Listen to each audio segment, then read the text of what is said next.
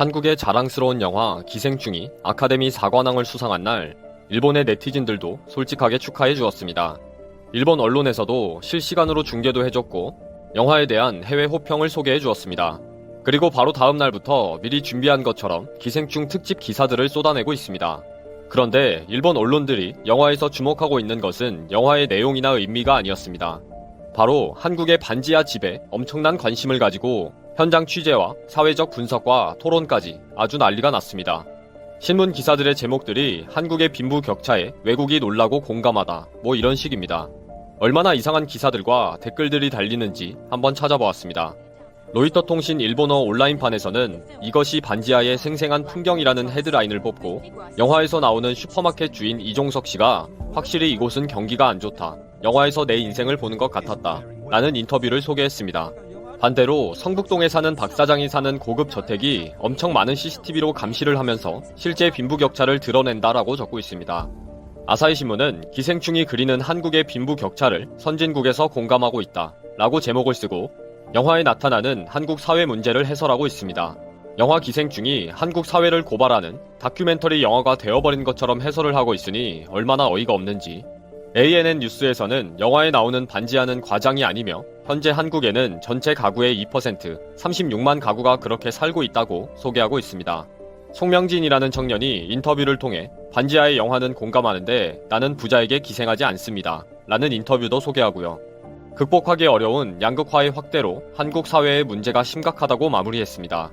또 반지하 생활을 20년 이상 하고 있는 최석조 씨가 가난한 자는 갈수록 가난해지고 부자는 점점 부자가 되고 있다 라고 말했으며 기생충은 한국의 양극화 사회를 그린 작품이며 봉준호 감독은 가난해서 반지하에 사는 사람들이 많은데 격차가 해소되면 좋겠다. 한국 사회의 미래를 생각하면 쉽지 않을 것이다 라고 말했다고 하네요. 갈수록 기생충 영화가 봉준호 감독이 한국 사회의 반란의 의도를 가지고 만든 사회혁명의 고발 다큐멘터리 영화로 만들어버리네요. 북한이 최근 기생충 영화를 소개하면서 남조선은 악성 종양을 안고 있는 썩고 병든 사회이며 앞날에 대한 희망도 미래도 없는 사회라는 것을 똑똑히 보여주고 있다 라고 선전 매체에서 떠드는 것이야 뭐 그런가 보다 하고 웃고 넘기면 되겠지만 일본이 기생충 영화를 보고 한국 사회의 현실에 대해 비판하는 것은 의도가 불손하다고 보입니다. 반지하 같은 가난한 자의 삶은 일본이나 미국이나 예외 없이 있는데 며칠 동안 특집 기사처럼 일본 언론이 반지하를 현장 취재하고 토론하는 것에 매달리는 것을 보면 자신들이 1등이 아니면 다 깎아내리는 질투의 화신이며 한국에 대한 끝없는 열등의식과 초조함이 보이는 것 같습니다. 또 일본은 기생충이 아카데미 4관왕 수상을 하게 된 이면에는 CJ 엔터테인먼트의 로비 활동이 워낙 강력한 이유도 있다고 기사마다 언급을 하는 경우도 많습니다. 일본 영화 배급사와 인터뷰하는 것처럼 하면서 아카데미 회원에 대한 CJ 엔터테인먼트의 로비 활동이 대단했다 라면서 폭로성처럼 보도하기도 했습니다. 니코니코 뉴스라는 매체는 영화인과 인터뷰를 하면서 기생충을 배급한 CJ그룹의 이미경 부회장은 삼성그룹 창업자의 손녀이다. 엄청난 자금력으로 아카데미 회원을 일일이 찾아가서 로비했다 라고 증언하는 형식으로 보도했습니다. 츠지 테치야라는 작가는 일본 영화는 좋은 것을 만들어도 판매를 못한다. 외국 영화상에 오르려면 로비에도 적극적이어야 한다 라는 말도 했고요. 또 다른 기사는 이번 아카데미 수상식의 시청자 수가 줄었다고 하면서 인기가 없어진 아카데미 시상식이라는 내용으로 적으면서 봉준호 감독의 얼굴을 크게 올려놓기도 했습니다. 의도가 아주 불순한 거죠. 이렇게 일본 언론이 한국의 반지하에 대해 심층 취재할 때에 일본 네티즌들의 반응은 다양합니다. 반지하의 삶은 내 이야기네. 낯설지 않다. 평화의 망상에 빠진 일본에서는 이런 영화가 못 나온다. 아름다운 영화다. 거짓 한류 드라마보다 이것이 정말 리얼리티지. 불쌍한 한국인들. 반지하보다 더 심한 실태를 보여줘야지. 일본에 기생하는 한국인들 이야기네. 내가 아는 한국인도 반지하에 사는데 자기는 행복하다고 우긴다. 그런데 돈 빌려달래. 며칠 동안 영화 기생충과 한국을 깎아내리기 위해 고생하고 일본은 한국이 그리고 한국인이 세계적 성공을 거두면 분명 어떤 꼼수나 편법이 동원되었을 것이라고 비아냥거려 왔습니다. 특히나 문화적으로 한류가 전 세계에 붐을 일으킨 것에 대해 절대로 인정하지 않으려 하는 습성을 갖고 있는 것으로 유명하죠. 자신들의 몰락과 한국의 비상이 서로 상반되는 것이 너무나 도드라지기 때문에 더욱 그러할 것인데요. 그러나 그런 일본 우익 성향의 황색 언론 중에서도 가장 대표적인 언론 중 하나인 문춘 온라인조차도 그 입을 다물게 만든 것이 바로 봉준호 문춘호, 그리고 영화 기생충이었습니다. 문춘 온라인은 기생충이 보여준 한국 영화의 저력, 앞으로도 일본은 계속 질 것인가 라고 분노하면서도 한국 콘텐츠의 세계적 흥행은 필연적이라고 이야기했습니다. 기사는 한국 영화 기생충이 제92회 미국 아카데미 시상식에서 최우수 작품상, 감독상, 각본상, 국제장편영화상 등의 4관왕에 올랐는데 아카데미 역사상 비영어권 영화가 최우수 작품상을 수상한 것은 최초의 일이며 한국 영화가 깐느나 베니스 등의 영화제에서 상을 받은 것은 비교적 최근의 일이라며 20년 만에 이룬 쾌거에 놀란 사람들도 많을 것이라고 이야기했습니다. 그러나 과거에는 일본이 오랫동안 아시아 영화를 견인하던 시절도 있었다며 구로사와 아키라, 오즈 야스지로, 미조구치 겐지 등 일본 영화계가 세계에 미친 영향은 절대적이었지만 지금은 한국 영화의 기세에 밀려 일본 영화는 세계에서 그 존재감을 잃어가고 있다고 이야기했는데요. 바로 이런 한국과 일본의 차이는 도대체 어디서 태어나 버린 것일까 하면서 아시아 영화 연구를 전문으로 하는 리쿄 대학의 이향진 교수에게 한국 영화 급성장의 비밀을 물어보았다고 합니다. 지난 20년 동안 한국 영화가 빠르게 진화하고 있는데 그 배경이 무엇이냐는 기자의 질문에 이향진 교수는 왜 한국의 콘텐츠가 세계에서 주목받고 있냐는 주제를 논할 때 일본은 국가가 재정적 지원을 하고 있기 때문이라는 이유를 자주 말하는데 인구가 일본의 절반밖에 안 되는 한국은 국내 시장이 작아 해외에서도 인기를 끌 수 있는 콘텐츠를 만들어 수출해야 되기 때문에 국가 차원에서 엔터테인먼트 산업을 서포트하고 있다라고 이야기하는 일본의 사고방식을 언급합니다. 허나 이번 기생충의 봉준호 감독과 주연인 송강호 배우 등은 박근혜 정부 시절 블랙리스트에 올랐던 사람들이기에 국가가 지원했기 때문에 성공했다는 논리로 보면 어떻게 블랙리스트에 올라갔었던 사람들이 훌륭한 작품을 만들었을까 하는 의문이 들 것이며 또 다른 예를 들면 같은 블랙리스트에 올라있던 이창동 감독은 자신의 영화 C의 제작비를 지원받으려 공적기관인 한국영화진흥위원회에 시나리오를 제출하였지만 당시 위원회가 내린 평가는 무려 0점으로서 결국 전혀 지원을 받지 못했지만 완성된 영화는 깐느 영화제에서 각본상을 수상했다고 이야기했습니다. 기사가 이에 대해 국가의 지원과 영화의 평가는 전혀 다른 문제라는 것이군요 라고 하자 이향진 교수는 반대로 국가가 막대한 돈을 지원하고도 흥행에 큰 실패를 한 영화도 많이 있기에 국가의 지원과 한국 영화의 성공을 직접적인 인과관계로 말할 수 없다고 설명했는데요. 그럼 한국 영화가 세계적인 명성을 얻게 된 것의 계기는 무엇이냐는 질문에 이향진 교수는 방탄소년단 등의 K-팝도 마찬가지이지만 글로벌 트렌드를 읽을 수 있는 사람들이 업계의 주류가 되어온 것이 크며 영화로 따지면 지금 세계적으로 주목받고 있는 것은 어떤 유형의 작품인지를 판별하고 인디 영화가 아닌 메인스트림에서 머물며 자신이 전하고 싶은 메시지에 엔터테인먼트적인 요소를 가미하는 감독들이 많이 나왔기 때문이며 그들이 만든 영화는 단순히 재미있다는 것이 아니라 이번 기생충처럼 영화가 담은 메시지와 의미를 누군가와 이야기하고 싶게 만드는 위력을 가졌다고 자신의 의견을 밝혔습니다. 이어서 도대체 왜 한국은 그런 글로벌 트렌드를 파악할 수 있는 인재가 많이 나오는 거냐는 질문에 이향진 교수는 한국이라는 나라가 역사상 복잡한 국제관계 속에서 자국의 위치를 의식하며 살아온 나라라는 점과 70년대 말까지 계속된 군사 독재 아래서 해외여행과 국외 문화 수입은 제한되어 있었지만 80년대 민주화가 진행되며 그 반동으로 단숨에 국제적인 감각을 꽃피우면서 영화 감독들뿐만 아니라 한국인들에게 글로벌한 세계에 산다는 감각은 보편화되었다고 설명합니다. 또한 국가적인 지원이라고 한다면 제작비를 지원하는 직접적인 지원은 효과가 없었지만 영화 문화를 널리 뒷받침하려는 간접적 지원은 상당한 효과가 있었다는 이향진 교수인데요. 영화 문화의 토양을 만드는 우리 정부의 노력이 큰 역할을 했다고 하면서 그 한 예로 문화체육관광부 산하 한국영상자료원의 유튜브 채널에서 한국의 고전 영화들을 무료로 볼 수 있도록 지원하고 있다고 소개했습니다. 이에 기사는 이건 정말 굉장하다고 표현하면서 영화산업 진흥을 위한 토양이 이러한 결과로 이어지는 것이라며 그 위력을 실감했다고 하는데요. 이향진 교수의 설명에 대하여 관점에 따라서는 공감 혹은 비공감으로 의견이 나뉠 수도 있다고 생각합니다만 인터뷰 중 마지막 말은 확실히 공감이 되는 부분입니다. 기사의 말미에 이향진 교수는 국가는 제작자와는 좀 거리를 두면서 그들에게 좋은 환경을 만들어줘야 하며 언뜻 보면 우회적으로 보일 수 있지만 이런 지원들이 한국 영화의 수준을 끌어올리고 있는 것이 틀림없다고 생각한다고 자신의 의견을 밝혔습니다. 어쨌든 한국이 잘 되는 것을 어떻게든 트집을 잡아 결코 인정하지 않는 일본의 많은 우익들마저도 이번만큼은 입 다물게 해준 봉준호 감독과 작품 기생충이 아닌가 하는 의견입니다. 봉준호 감독 영화 기생충이 스페인에서도 박스오피스 1위를 차지했습니다. 기생충의 스페인 배급사 라 아벤투라는 소형 배급사가 배급한 한국 영화가 2월 11일 미국 블록버스터를 제치고 박스오피스 정상에 올랐다며 기생충이 스페인에서 역사를 만들었다는 감격을 감추지 못했습니다. 봉준호 감독의 기생충 열풍은 이탈리아에도 밀어닥쳤습니다. 이탈리아에서 개봉된 기생충은 하루에만 2억 원을 쓸어 담으며 현지 박스오피스 1위를 차지했습니다. 13일부터는 기생충 상영관이 거의 400개까지 늘어 거침없는 흥행세를 이어갈 전망입니다. 미국에서도 박스오피스 4위로 뛰어오른 데 이어 북미 지역의 기생충 상영관 수가 2,000곳으로 2배 이상 늘어나며 티켓 예매도 지난주 대비 443%가 급증했습니다. 또한 온라인 스트리밍에서도 기생충 붐이 일고 있습니다. 판단고의 온라인 영화 대여 및 구매에서 기생충의 수요가 일주일보다 468% 증가했으며 애플의 아이튠즈 무비에서도 영화 쪼코와 나이브스 아웃을 제치고 1위를 차지했습니다. 베트남과 터키, 인도네시아에서는 재상영에 들어갔습니다. 지금 기생충의 성공은 한국 영화의 성공이라 불리며 한국 영화 산업을 전 세계적으로 주목받게 하고 있습니다.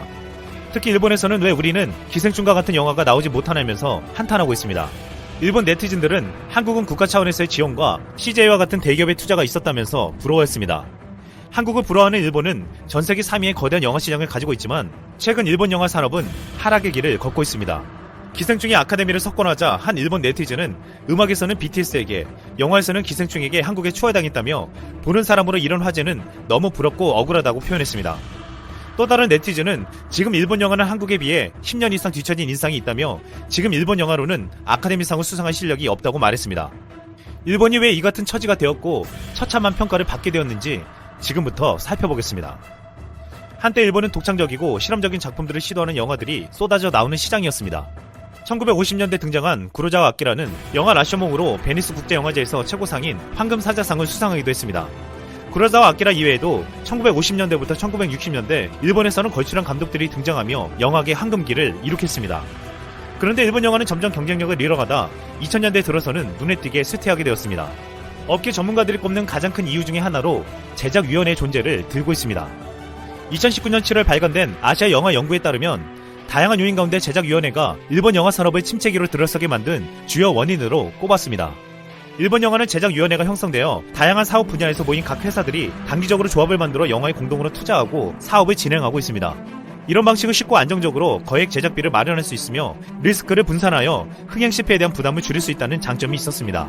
하지만 각 조합 회사들은 흥행 가능성이 있는 안전한 영화에만 집중적으로 투자했고 무엇보다 몇 개 회사들이 주도하는 폐쇄성을 가지고 있었습니다. 가장 영화 투자에 적극적인 후지TV나 TBS, 니온TV 등 방송사들은 각 방송국에서 방영한 콘텐츠 위주로 실사영화를 제작하려 했습니다. 그런데 이마저도 2018년부터는 작품성을 보고 한정된 예산을 지원하는 곳은 후지TV 한 곳밖에 남지 않았습니다. 이 때문에 구로사와 기요시나 가하세 나오미 등과 같은 감독들은 프랑스 자본의 투자를 받아 영화를 찍고 있습니다. 고레에다 히로카츠 감독은 2018년 황금 종려상을 받은 어느 가족도 후지TV에서 겨우 지원을 받아 찍을 수 있었다고 했습니다. 이 같은 폐쇄적인 시스템은 참신한 오리지널 컨텐츠 발굴을 막고 신진 영화 감독에 대한 발굴 및 육성을 불가능하게 만들었습니다. 또한 일본에서는 감독과 배우는 흥행 수입이 아무리 많아도 전혀 분배되지 않았습니다. 촬영 이전에 감독과 배우의 낮은 개런티가 결정되고 영화가 흥행하여 수백억을 벌어도 단 한 푼도 주지 않는다는 것입니다. 반면 한국 영화는 투자사와 제작사의 수입 배분 비율은 6대4로 되어 있습니다. 이름 있는 감독은 런닝 개런티를 계약하고 흥행에 따라 보너스를 받는 경우가 많았습니다. 봉준호 감독은 과거 괴물의 흥행 성공으로 인해 런닝 개런티를 30억 넘게 받았습니다. 하지만 일본에서 300억 원이 넘는 흥행 수익을 거둔 카메라를 멈추면 안 될 감독 우에다 시니치로는 흥행에 대한 수익을 단 한 푼도 못 받았다며 일본의 잘못된 방식에도 젊은 감독들은 착취당한다는 것을 모른다고 비판했습니다. 일본의 이 같은 구조는 창의적이고 뛰어난 영화 인력을 키울 수 없는 여건이라고 지적받고 있습니다. 고레다 감독은 기생충의 호우 장면을 보며 그토록 비를 내리게 하는 장면을 만들면 예산이 순식간에 날아간다고 부러워했습니다.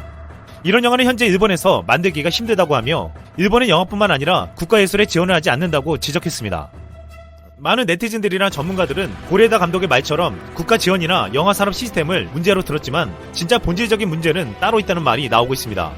기생충이 지난해 황금 종려상을 타고 올해 아카데미를 받자 남녀노소 할 것 없이 전 국민은 감격하고 축하해줬습니다. 문재인 대통령은 수상 소식이 전해지자 아카데미 사관왕한 기생충을 축하하며 국민들께 자부심과 용기를 줬다고 했습니다. 하지만 2018년 일본 영화 어느 가족이 황금 종려상을 받자 일본의 대우는 전혀 달랐습니다. 자민당 일부에선 일본에 그런 가족이 없다고 큰소리쳤고 아베는 축전 하나 없었습니다. 그러자 프랑스 위력신문 피가로는 아베는 일본계 외국인이 수상을 해도 축하 메시지를 보내더니 이번에는 입속에 벌레라도 있는 것 같다며 비판했습니다.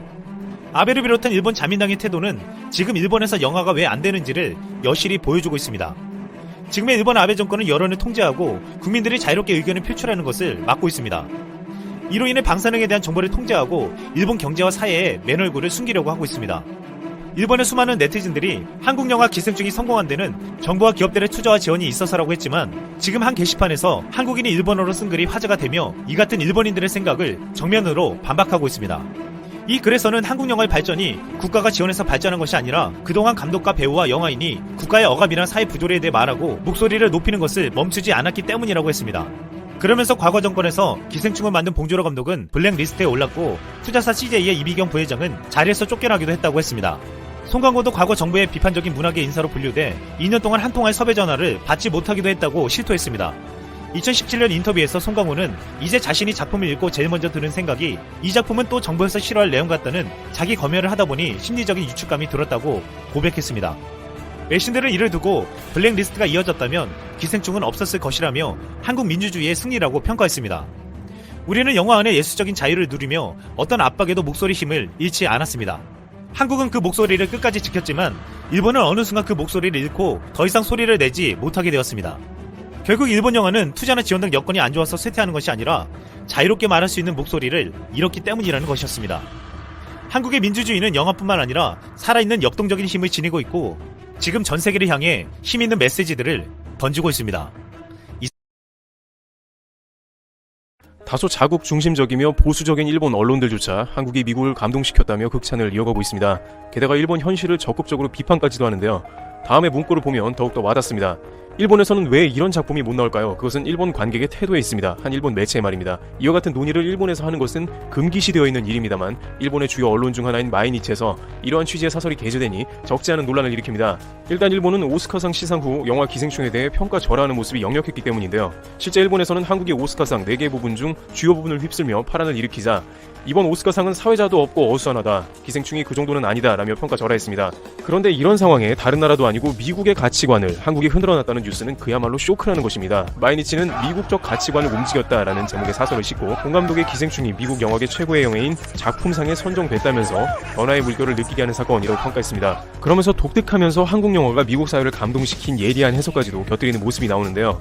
미국은 늘 번영과 꿈을 이야기하지만 격차와 분단을 이야기하는 한국 영화가 이제는 무시할 수 없는 주제라면서 도널드 트럼프 대통령이 이끄는 미국이 사회 문제로 심각하게 안고 있는 고통이라고 한 것입니다. 한국이 미국의 정서를 정확하게 읽어냈다는 부분은 일본에서 감탄을 금치 못할 대목임에 틀림없는 것이죠. 그런데 여기서 끝나지 않고 마이니치는 한 발 더 나아가 일본 영화업계와 일본 관객들의 태도까지 지적합니다. 이들은 사회 문제를 다루는데 적극적이지도 않고 국민들은 그러한 영화를 선호하지 않는다는 것이죠.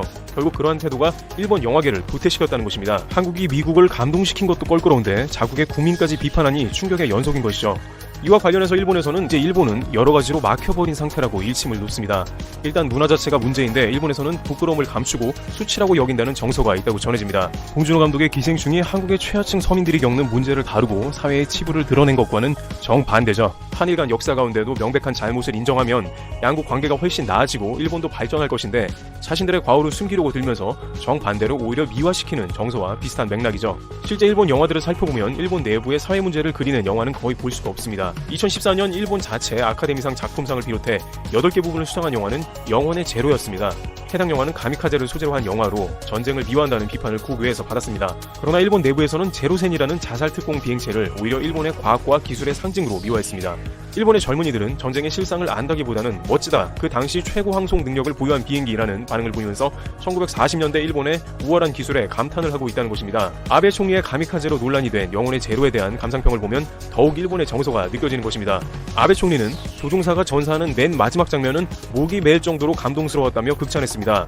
조종사는 천황폐하 만세를 외치며 장렬히 전사한다는 내용으로 해외에서는 지나친 우익 영화로 비판받는 상황인데 말이죠. 이와 같이 자신들의 전쟁을 참여하고 반성하기는커녕 미화시키는 영화계 생태라면 발전이 불가능하다는 것이죠. 그런데 일본은 여기서 멈추지를 않고 대외적으로도 이러한 작업을 지속하며 논란을 일으키고 있습니다. 평창 올림픽 때에는 MBC에서 일본의 식민 지배가 한국에 도움이 되었다는 발언을 해 큰 논란을 일으켰습니다. 국제사회에서도 일본의 로비나 날조된 홍보로 인해 일제강점기를 사죄는커녕 미화하고 있는 것입니다. 최근 논란이 된 스포츠 경기 중 무기일기 사용에 대해서도 일본의 오랜 아름다운 문화라며 홍보를 시작합니다. 그러나 이러한 행태는 전혀 전 세계적 트렌드를 못 읽고 있는 후진적인 일본의 모습을 보여줍니다. 미 경제매체 CNBC는 기생충의 소재가 미국의 대선 방향을 결정할 정도로 중요한 영화라고 강조하고 있습니다. 트럼프는 실제 이러한 경제적 불안감을 2016년 대선 때 활용해서 당선되는데 큰 도움이 되었고 현재 민주당의 후보들도 똑같이 빈부격차에 대해 논하며 대선 주요 공약으로 걸고 있습니다. 미국 대선은 그야 그야말로 필승의 전략들이 등장하며 두뇌 싸움인 것을 봤을 때 봉준호 감독의 기생충은 미 대선을 진두지휘하는 참모들에게 녹아있는 엄청난 힘을 가진 영화라고 할 수 있는 것입니다. 그러나 반대로 일본 문화의 흐르는 잘못을 수치스러워하고 은폐하는 성향으로는 결코 현 시대의 영화계뿐만 아니라 국제사회에서 국가 간의 모든 일 가운데 배척당하며 환영받을 수 없다는 것입니다. 한 네티즌은 일본은 미국 오스카상도 받고 싶고 한국같이 미국에 영향력을 끼치고 싶을 텐데 이런 상황이 답답할 것이라며 기생충같이 통찰력 있는 영화가 나오지 않는 한 불가능할 것이라는 의견을 남겼습니다. 한국 영화에 흐르는 소재가 미국의 대통령 후보들이 전략으로까지 삼는 기생충은 연일 화제가 되고 있습니다.